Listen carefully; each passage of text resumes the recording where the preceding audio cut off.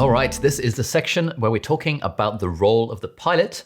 And I think we should be acting as the pilot maybe around 10% of the time. I have plucked this number out of thin air, but I think it's round about accurate. Pilot 10%, plane 80 to 85%, and engineer maybe 5 to 10%. Those are the general proportions that I try to think of. And the role of the pilot is to set the course for the plane. Now, the way that I think about this is that there are very few moments in the day where we actually have some sense of clarity about what we need to do, what our purpose is. For me, that's usually first thing in the morning. I usually wake up, I will have a shower that gets me fully energized, make my morning cup of coffee, and then I will sit outside on the balcony or at my desk or on the sofa, depending on how lazy I'm feeling, and I'll kind of make a vague plan for the rest of the day. Normally, I do some journaling in day one, the app. I occasionally use the morning pages tactic, which involves just kind of freehand typing out whatever you want. Technically, you're supposed to kind of write it down, but I prefer typing it. And once I've gotten everything off my mind, I will look at my calendar, look at my to-do lists, more on that in a second, and I'll try and figure out what actually I need to do in the day.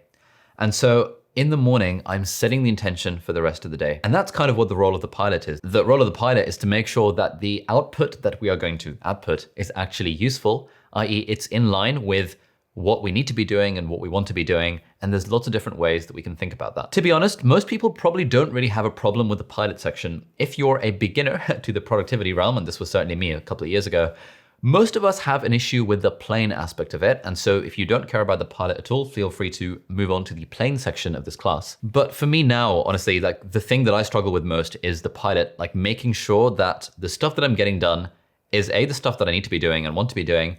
And thirdly, that I'm leveraging my time and attention appropriately. And so for the lessons in this section, we're going to split up the role of the pilot into 3 parts. We're going to talk about the short term, the medium term, and the long term. And this is sort of related to an idea that David Allen introduced in his book, Getting Things Done. And that's the idea of horizons of focus. And I think it's very worth understanding this concept of horizons of focus. And it's also very worth reading Getting Things Done. If you haven't read it already, it's literally the Bible on productivity. But essentially, there are 6 different horizons. The first one is on the ground. We have calendars and actions. And that's basically like the groundwork, like all the stuff we have to do. So for me, it's filming this class today, replying to 5 different emails, making sure I go for lunch with a friend. It's like these like ground level tasks that we actually have to get done. Horizon 1 is projects. And these are things that we're working on that usually require more than one step to get done. So for example, this entire Skillshare class is a project, but filming specifically on this day and filming this one individual video would be more like a ground level task. Most people probably have between 30 and 100 active projects running at a given time. To give you an idea, like a project can basically be anything. So one of my projects is to remodel the balcony of my house. Another project is to figure out what TV to buy for the living room and kind of revamp the living room setup. Another project is to get furniture for the spare bedroom that I've just got. Another project is this Skillshare class. Another project is our next Skillshare class. Another project is like a video that I'm working on that requires quite a lot of research about investing. So that's a project. And so that's one level higher. It is one horizon higher than just the ground level of reply to this email, do this thing, write this script. Horizon 2, so ground level, horizon 1, horizon 2. Horizon 2 is areas of focus and responsibility. And so these aren't really projects because projects usually have a deadline or a finishing time. These are essentially balls that we want to keep in the air basically throughout our whole life. So in my context, that's things like the house. That would be one area. It would be things like my YouTube channel. That's another area. It would be things like my business on the side. A third area. Number 4, relationships, a general area that I want to keep up. If you're a parent, one of your areas might be Johnny. That's the name of your son, and all the stuff associated with that. It's like, so it's not quite projects, but often projects will fit into one of these areas of responsibility. So we've got ground level, we've got projects, we've got areas. Then horizon number 3 is goals and general objectives. These goals can be personal or they can be professional.